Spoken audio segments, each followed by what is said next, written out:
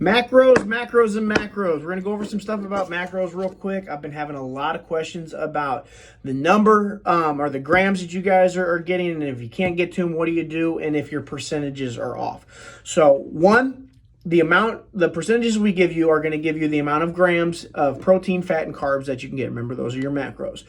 Those are your max numbers. As long as we do not exceed them, you're going to be perfectly fine. We just want to make sure you don't go over them. So the idea is we stay under them. We're at enough of a deficit that you are going to burn more than you bring in, which is the concept, and therefore you'll lose weight as the program goes on. So remember, if you're 20 grams short of protein, which protein I'm going to go over later, is a tough one to hit because it is a decent amount of protein, but that's what's going to keep you full. It's what's going to keep you satiated and continue to keep lean muscle.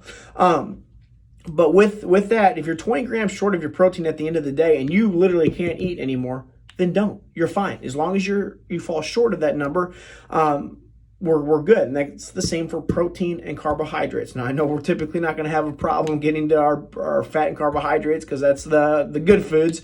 But if you see that, you're a couple grams short of fat, a couple grams short of carbohydrates, don't sit there unless you're hungry. Don't sit there and say like, well, what else can I eat? Or what else do I have to force myself to eat? Do not force yourself to eat. If you're not hungry and you can't get to those numbers and you're underneath them, you're going to be perfectly fine. We just do not want to exceed them. Now, as far as percentages, we give you the percentage of 35% fat, so much protein, so much carbs, whatever your numbers are, because everybody's different.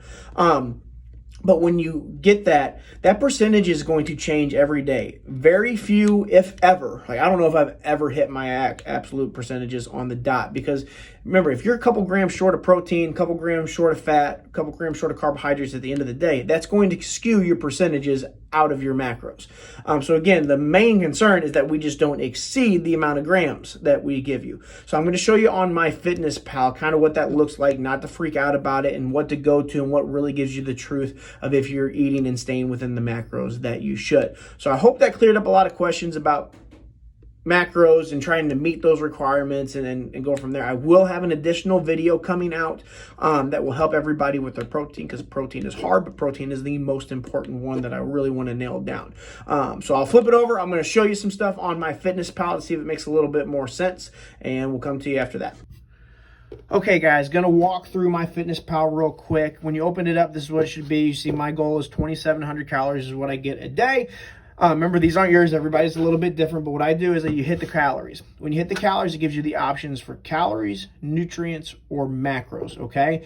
I live and die by nutrients. That's what shows me that I get 203 grams of protein, I get 135 grams of carbohydrates, and I get 150 grams of fat. Now, my macros show me my percentages, and remember, these will show you your percentages, but everybody's different. You get 20% fat, I get 20% fat, I get 50%, or 20% carbohydrates, 50% fat, 30% protein. Now, your macros are never going to add up at the end of the day, like I said in the previous video. They're always going to be a touch off because you may be a little low. They're never going to be perfectly equal. So this is why I always go by, again, the nutrient list. So when I go back to my diary, let's say I want to add my breakfast. Let's add, I had 4 eggs for breakfast, okay? Type in eggs. All right, I had 4 eggs.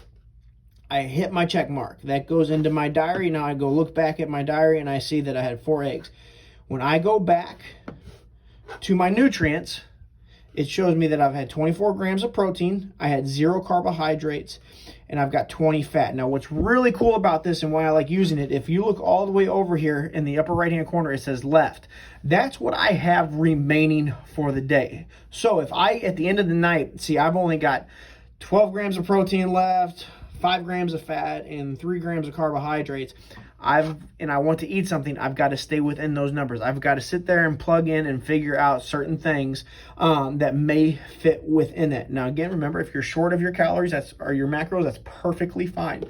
But this is where you want to focus in on. This is when you want to see if you're meeting your goals. And as long as you don't get in the red, if you go over on this, they'll turn red on you. So enter your food before you eat it. Make sure it fits.